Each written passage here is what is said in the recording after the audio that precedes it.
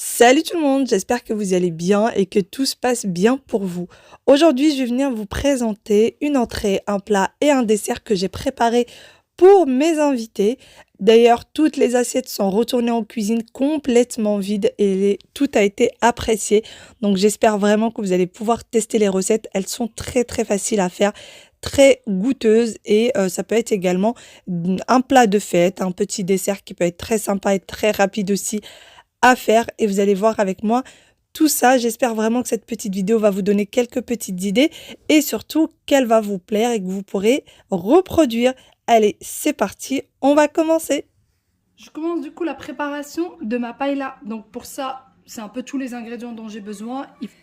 J'ai les moules que j'ai déjà lavés, nettoyés, du calamar. Alors le calamar, nous, on l'a déjà acheté comme ça en rondelles, des crevettes, un poulet, de riz, sel, poivre, un mélange pour la paella, du persil frais, des feuilles de laurier, des petits pois, un poivron vert, un poivron rouge et 2 oignons. Et allez, c'est parti, on commence.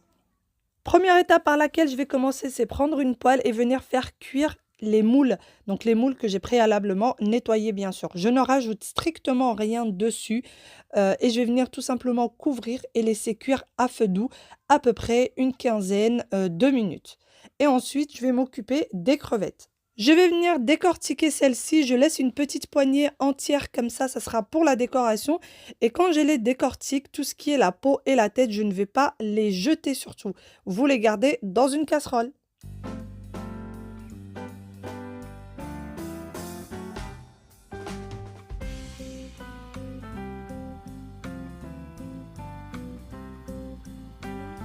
J'ai donc fini de décortiquer les crevettes et je viens jeter un petit coup d'œil sur les moules.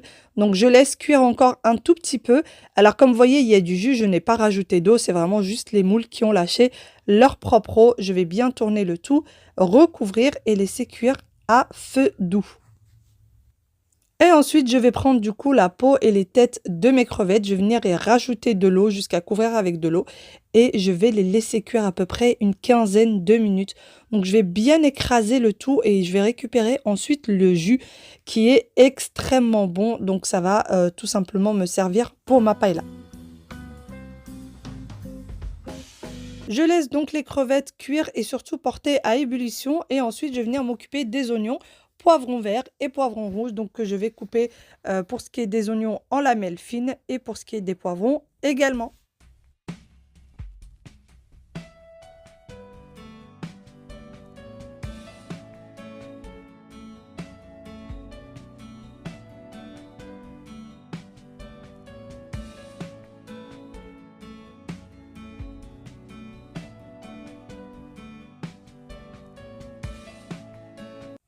Nos crevettes sont portées à ébullition, je les retire et je vais venir extraire le jus. Je fais bien attention de n'avoir aucun résidu, quitte à y revenir à plusieurs fois.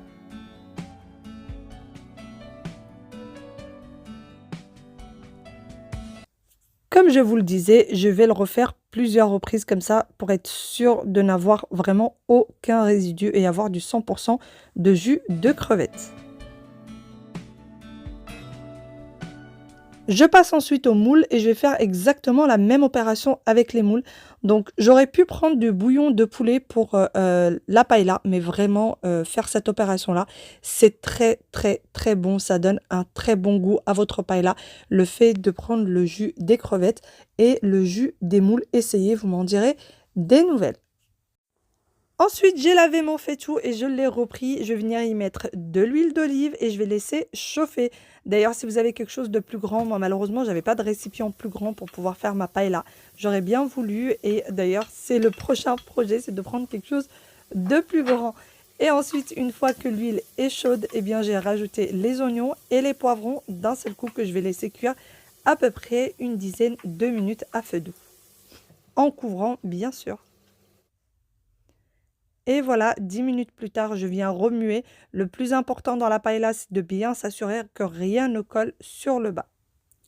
Ensuite, je vais venir rajouter du coup le poulet. Eh bien, moi, j'ai pas pu mettre entièrement le poulet puisque tout simplement, comme je vous disais, mon faitout est vraiment trop petit. Et je mélange bien le tout. Je vais laisser cuire à peu près pareil 10 à 15 minutes avec le poulet. J'ai rajouté également les feuilles de laurier, un peu de sel, un peu de poivre et une petite cuillère à peu près de mon mélange pour la paella. Vraiment, il n'y a pas besoin de plus. Et ensuite, on mélange le tout. Une fois que j'ai bien tout mélangé, je vais venir couvrir et laisser cuire à feu moyen, tout en m'assurant de temps en temps que rien n'a collé et de mélanger le tout. Une fois que j'ai bien mélangé le tout, j'y ai rajouté les calamars. Alors, il y avait des morceaux de calamars qui étaient bien trop grands, donc je les ai coupés en 2 ou en 3. Et ensuite, j'ai rajouté également le riz. Alors, pour ce qui est du riz, je n'ai pas rajouté la quantité totale de ce que j'avais prévu, tout simplement. Encore une fois, mon faitout était trop petit pour pouvoir rajouter le tout. D'ailleurs, faites très attention à ce que votre riz soit bien cuit, qu'il ne soit pas trop croustillant, mais faites attention aussi qu'il ne soit pas trop cuit au point d'être pâteux. Pour ma part, pardon, c'est du riz long, tout simplement. Je vais venir bien mélanger le tout incorporer les uns aux autres et ensuite, je vais tout simplement rajouter le jus de moule que j'avais laissé de côté. Bien évidemment, ça va donner beaucoup plus de goût que si j'avais mis de l'eau, tout simplement. Et ensuite, je vais laisser cuire à feu doux. Je couvre, bien sûr. Ensuite, je vais passer à une autre étape. Donc, je vais prendre les moules et je vais venir les décortiquer. Donc, je ne vais pas décortiquer toutes les moules. Encore une fois, je vais laisser une petite poignée pour la décoration. Mais pour ma part, je n'aime pas quand il y a trop de moules avec la coquille à l'intérieur. Manger tout en décortiquant, vraiment, je n'aime pas ça. Donc, je préfère faire comme ceci. Comme vous voyez, je viens de me tromper et mettre un morceau de moule avec ce qui va à la poubelle et un morceau de coquille avec ce qui va être mangé. Mais je vais finir par m'en rendre compte. Allez, c'est parti, je continue à décortiquer. Une fois que j'aurai fini de décortiquer, que j'aurai laissé une poignée entière, je repasse du coup à ma paella qui est en train de cuire entre-temps. Je vais venir mélanger encore une fois. Comme vous voyez avec moi, il n'y a rien qui colle. Et vu que c'est à feu doux, l'eau n'a pas le temps d'absorber trop vite. C'est ça qui est bien quand vous faites cuire à feu doux. Tout a le temps de cuire tranquillement. Je couvre et je laisse cuire encore une fois. Ensuite, je vais venir rajouter les petits pois. Alors, les petits pois, je ne les ai pas rajoutés en même temps que les autres légumes. Tout simplement, c'est des petits pois surgelés et qui vont cuire très vite. Donc, je les rajoute que à cette étape-là. Si c'est des petits pois frais, il faudrait les rajouter bien avant. Vous voyez, je n'ai quasiment presque plus de jus dans ma paella. Comme vous voyez avec moi, il va falloir quand même que je rajoute du jus. Donc, je vais tout simplement rajouter le jus de crevettes que j'avais laissé tout à l'heure. D'ailleurs, peut-être que vous aurez besoin d'encore plus de jus. Donc, n'hésitez pas à rajouter de l'eau. Ne le laissez pas brûler. On ne le laissez pas devenir trop sec. Si vous avez besoin de rajouter plus d'eau, faites-le. Moi, pour ma part, je n'ai pas eu besoin, de rajouter plus d'eau. Et voilà, je vais laisser cuire encore une fois. Quelques minutes plus tard, comme vous voyez, le jus est quasiment absorbé. Je vais bientôt pouvoir éteindre. Donc, j'ai rajouté les moules que j'ai décortiqués. Je vais venir les incorporer de façon homogène dans ma préparation. Et ensuite, je vais faire exactement la même chose avec les crevettes. Je vais venir aussi les incorporer. Ils n'ont pas besoin d'être cuites. Donc, je vais juste les rajouter tout à la fin pour ce qui est des crevettes et des moules. Et ça y est, c'est terminé pour ma paella. Je vais pouvoir la laisser de côté en attendant de pouvoir la servir. Le mieux est de la servir chaude. Vraiment, c'était très bon. Et comme vous l'avez vu, c'est vraiment facile à faire, extrêmement facile à faire. N'hésitez pas à la reproduire. Je vais commencer du coup le dessert et c'est le seul pour lequel je vais utiliser le Thermomix. Donc je vais faire une mousse au chocolat. Pour ça, on a besoin de sucre en poudre, crème fraîche, les œufs, le chocolat et du sel. Je commence par le sucre en poudre. J'ai besoin de 50 grammes que je vais venir réduire en sucre glace. Donc, si vous faites ce dessert sans Thermomix, qui est complètement possible, vous n'avez pas besoin tout simplement de sucre en poudre. Prenez du sucre glace directement.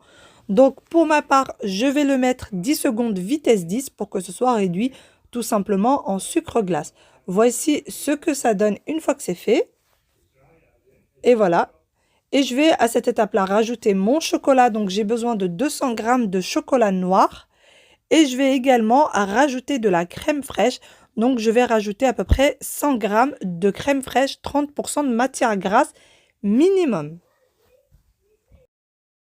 Une fois que j'aurai rajouté du coup ma crème fraîche, je vais mettre le tout à cuire pendant 4 minutes à 50 degrés, vitesse 2. Donc si vous faites ça avec votre casserole, c'est vraiment très très peu de temps à feu doux. Une fois les 4 minutes passées, je vais venir prendre mes 4 œufs et séparer les jaunes des blancs.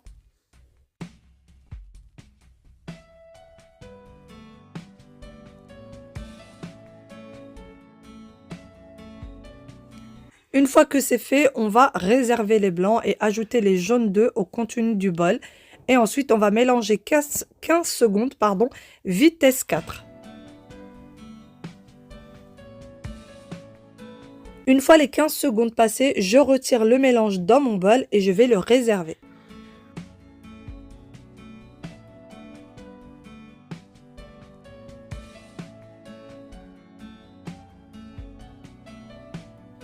Une fois que j'ai bien nettoyé mon bol, j'y ai rajouté le fouet, je viens incorporer le blanc et je vais tout simplement le monter en neige. Donc 3 minutes, vitesse 3,5 pour pouvoir le monter en neige. Et si vous avez un bon fouet, ça fait aussi très très bien l'affaire, pas besoin de Thermomix. C'est un dessert qui est très bon, encore une fois, et qui est très facile à faire. J'ai également rajouté une pincée de sel avec le blanc.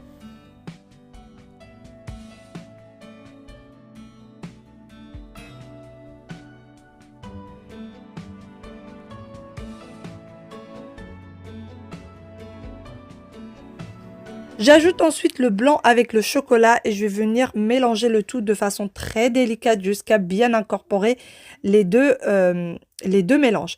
Et ensuite, je vais venir les mettre dans mon petit ramequin ou dans mon petit récipient. D'ailleurs, ces récipients-là, vous les trouvez un petit peu partout sur les marchés, chez Audio, un petit peu dans tous les magasins de vaisselle. Et ensuite, direction au frais pendant un minimum de 3 heures. Alors, j'ai préparé le dessert avant l'entrée puisqu'il faut qu'il reste au frais pendant longtemps. Et ensuite, je vais passer à l'entrée qui, elle, se mange très chaude. Pour ça, j'ai besoin d'une petite poêle dans laquelle j'ai mis un filet d'huile d'olive. Une fois que c'est chaud, j'ai rajouté 2 échalotes coupées en petits morceaux comme ça que je vais faire revenir. Mais si vous avez un petit oignon, c'est très bien aussi. Si vous n'avez pas d'échalotes, c'est pas bien grave. Vous faites avec un oignon que vous venez faire réduire comme ça et le rendre translucide. Donc, je vais couvrir et je vais laisser cuire un petit peu à feu doux. Une fois que c'est fait, je vais rajouter des épinards. Donc, pour ma part, c'est des épinards surgelés. Alors, les épinards surgelés, je trouve que ça donne un très très bon goût. On m'a toujours dit que ça donnait un meilleur goût que les épinards frais. Et vraiment, j'atteste, c'est très très bon. Je vais laisser cuire à feu doux jusqu'à ce que ça décongèle. Je vais vraiment par la suite baisser le feu au maximum et laisser cuire à feu doux, surtout pour pas que ça brûle et que ça décongèle tranquillement. Le temps que les épinards sont en train de cuire à feu doux, puisque ça va prendre un petit peu de temps, surtout ne pas les quitter des yeux, je vais venir quand même préparer une autre petite entrée, encore une fois très très facile à faire. Donc on va préparer une petite salade, tomate, mozza. Encore une fois, j'essaie de faire des choses bonnes, mais qui soient très très faciles à faire. Je suis absolument pas quelqu'un de professionnel niveau cuisine, mais j'essaie tout de même de faire un petit effort avec des choses simples, faciles et bonnes à faire. Une fois que j'ai coupé mes tomates, je prends de la mozza. Donc moi, je l'ai acheté sous cette forme-là et je vais venir faire des fines rondelles. Une fois que j'ai tout découpé en fines rondelles, que ce soit les tomates ou la mozza, eh bien, je vais venir les disposer comme ceci. Donc, j'ai besoin d'une assiette rectangulaire ou si vous voulez, vous pouvez prendre une assiette qui soit ronde et donc faire un cercle de tomates et de mozza. Pour ce qui est de la sauce, je vais la mettre vraiment à la dernière minute quand je voudrais servir. Voilà ce que ça donne. Je trouve que ça fait un effet plutôt visuel très sympa. Vous pouvez rajouter peut-être des herbes par-dessus pour faire encore un peu plus joli et rajouter de la couleur. Une fois que c'est fait, je repasse ensuite à mes épinards qui ont le temps de bien décongeler. Mais comme vous voyez avec moi, ils n'ont pas collé, ils n'ont pas brûlé. C'est vraiment très important. Si jamais vous vous rendez compte que ça a brûlé, moi je vous conseille de refaire l'opération parce que sinon, au final, vous n'aurez pas un très bon goût. Donc à faire très attention. Une fois que c'est fait, j'incorpore bien les oignons aux épinards, je mélange bien. Et ensuite, je vais rajouter un petit peu de sel et un petit peu de poivre, tout simplement. Et je vais venir encore une fois mélanger le tout encore. Ensuite, une fois que j'aurai tout bien mélangé, je vais rajouter une grande cuillère de crème fraîche. Vous allez voir ça avec moi tout simple. Donc, la même crème fraîche que j'ai utilisée pour mon dessert. Si vous n'avez pas de crème fraîche et que vous avez de la crème liquide épaisse, ça peut aussi très bien faire l'affaire. Et voilà, je mélange bien le tout. Je laisse cuire encore un petit peu, question à ne plus avoir de jus sur le fond. Vraiment que ce soit bien sec. Le temps que les épinards et la crème continuent à cuire, je vais venir m'occuper de mon fromage de chèvre. Donc, je vais venir le couper en fines rondelles. Si vous n'aimez pas le fromage de chèvre, vous pouvez le remplacer par un autre fromage. Donc, moi, je vais faire des feuilletés chèvre-épinard. D'ailleurs, cette recette-là, elle est excellente et même les enfants adorent. Donc, pendant que je coupe mon fromage, d'ailleurs, mes épinards avaient fini de cuire et je les avais laissés refroidir pendant ce temps-là. Donc, une fois que c'est froid, je les reprends. Comme vous voyez, la poêle, je la prends avec la main. La preuve que c'est bien frais. Je prends une pâte feuilletée qui vient du commerce que j'ai coupée en petits rectangles comme ça, en petits carrés, pardon. D'ailleurs, la pâte feuilletée, c'est de la marque Auchan, c'est celle que je trouve en rectangulaire. Et les petits rectangles font à peu près 13 cm sur 13 cm pour que ce soit une taille parfaite. Et je vais venir, du coup, mon mélange, le diviser en 6. Alors moi, il y avait encore un petit peu de sauce, donc Dieu merci, ça ne s'est pas ouvert au four. Mais faites très attention qu'il n'y ait quasiment pas de sauce dans votre mélange. Et la crème fraîche est très importante dans cette recette, ça laisse vraiment une certaine douceur et un très très bon goût. Donc je vais rajouter du coup le fromage de chèvre, comme vous voyez avec moi. Et je vais venir rabattre les côtés. Si vous avez peur que ça s'ouvre, rajoutez un cure-dent que vous retirerez une fois que le tout soit cuit. Une fois que j'ai fermé mes feuilletés, je vais venir les badigeonner avec un jaune d'œuf mélangé avec un petit peu de lait. Si vous voulez rajouter de la déco style des graines de sésame, des graines de nigel, des graines de pavot, vous pouvez. Moi, je les ai laissées complètement nature. Ensuite, direction un four préchauffé à 180 pendant à peu près 30 minutes sur le haut et le bas pour que ce soit bien croustillant.